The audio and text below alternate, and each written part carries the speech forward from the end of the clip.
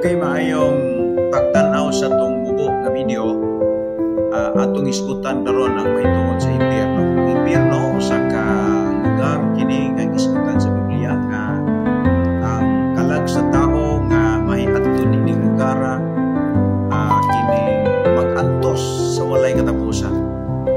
Ang lawas nato kini malata mangin sa sementeryo, pero ang imong pagkatao, ang imong kalag mauni ang idangkan nining lugar. Ug matupad ni Jesus Christ na maunsa man nga mahimo ang tipong kalibutan apan ang imong kalag impyerno. So walay katapo, walay kapuslanan kung ang imong kadato nining panahona nagusbong man.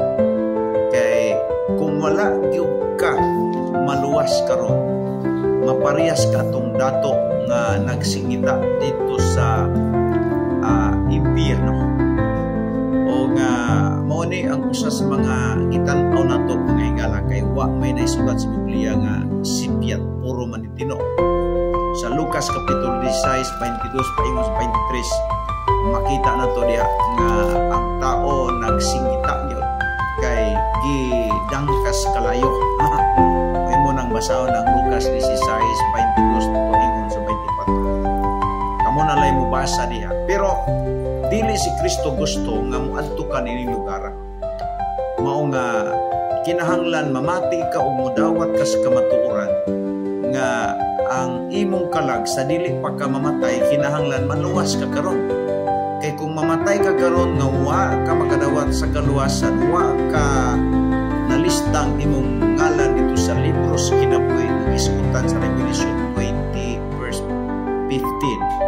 Ang kalag yun nimo adto yun ibutang sa impyerno.